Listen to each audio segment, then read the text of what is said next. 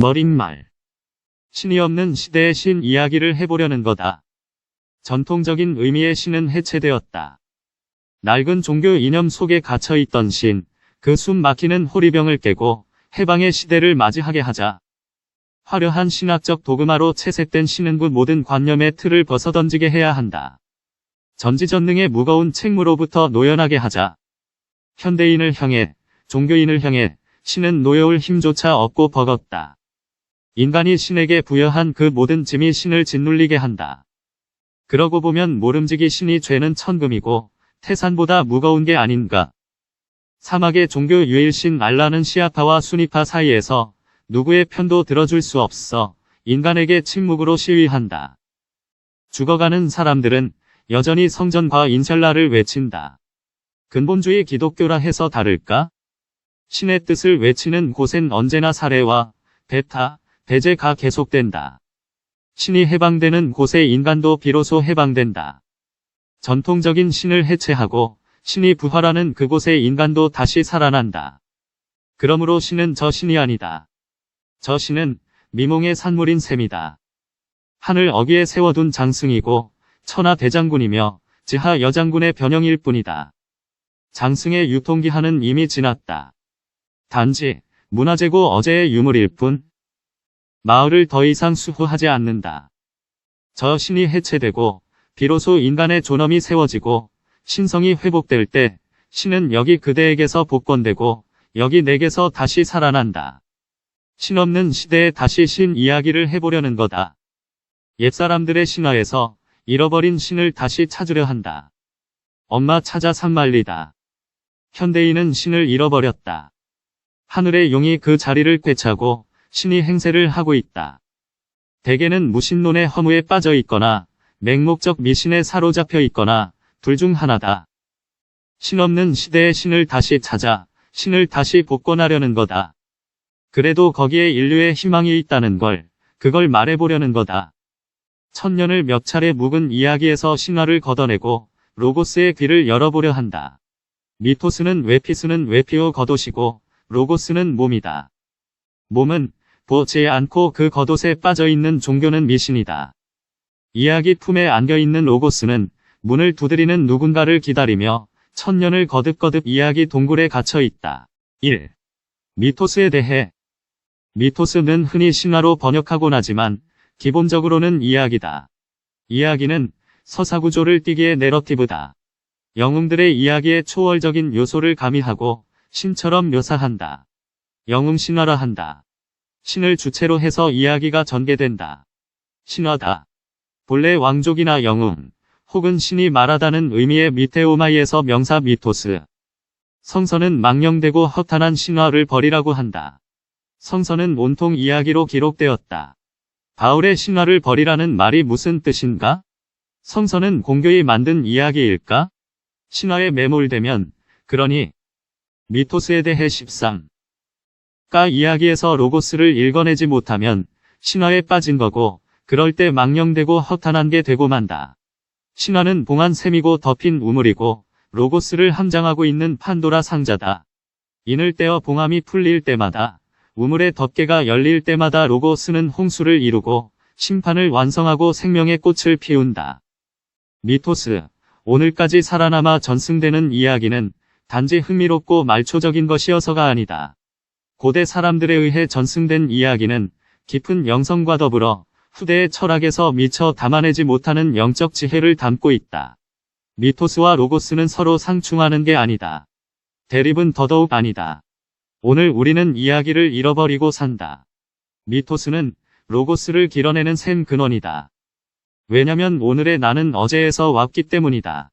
어제의 유산으로부터 오늘의 내가 있기 때문이다. 어제는 과거가 아니다. 이야기로 오늘 내게 다가와 대화를 청한다. 성서는 미토스로 구성되어 있다. 신의 이야기가 있고 사람의 이야기가 있기 때문이다. 창조 이야기, 에덴 이야기, 노아 홍수 이야기, 아브라함이 이야기, 기타 수많은 사람 이야기가 있다. 단지 사람들만의 이야기가 아니라 신과 관련한 이야기여서 동시에 신이 이야기이기도 하다. 무엇으로 옛사람들의 예지와 만날 수 있을까? 성서의 아름다움은 옛사람들의 이야기 곧 미토스가 문자로 기록되어 오늘 우리에게 다가와 있다는 점이다. 이야기는 생성되던 때와 전승 과정에서 영적인 깊이와 무게가 더해진다. 혹자들은 미토스가 심리학의 초기 형태라고 지적한다.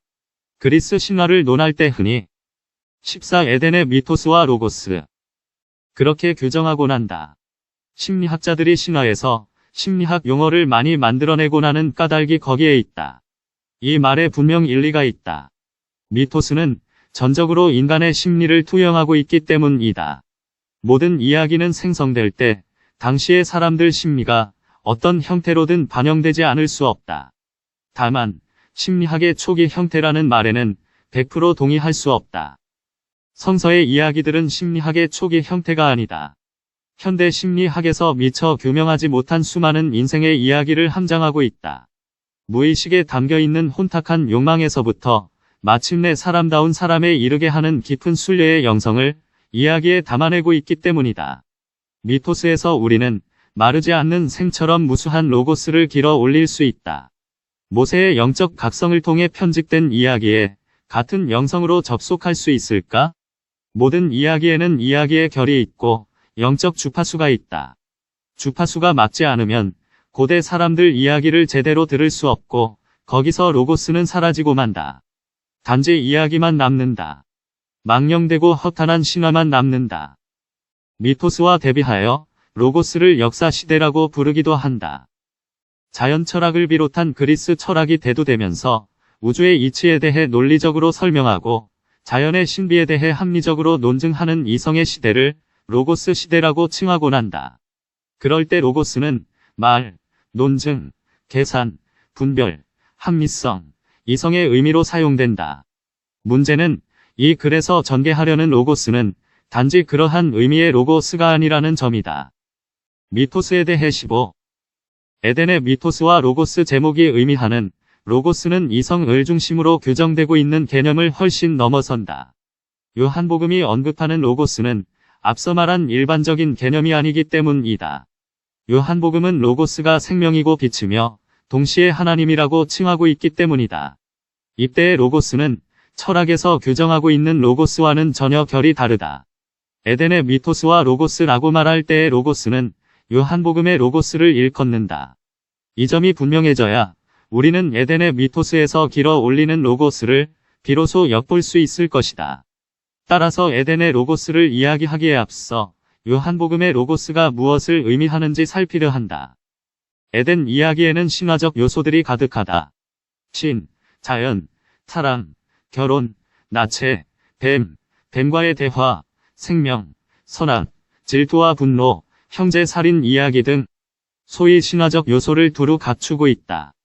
기독교인들은 이를 이야기로 입지 않고 역사적 사실로 굳게 믿고 또 믿고 있다. 하여 이야기 속에 담겨있는 로고스는 매장, 매몰되고 만다.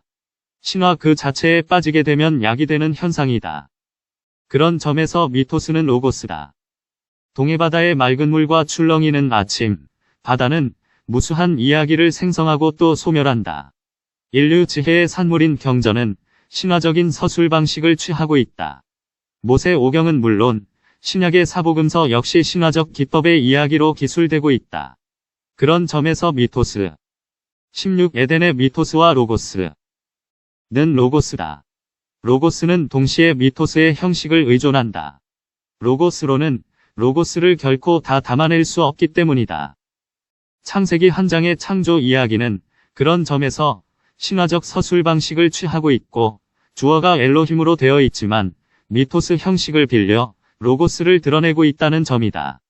저 맑은 물과 출렁이는 동해의 파도 소리는 결코 로고스의 형식으로만 진술될 수 없다.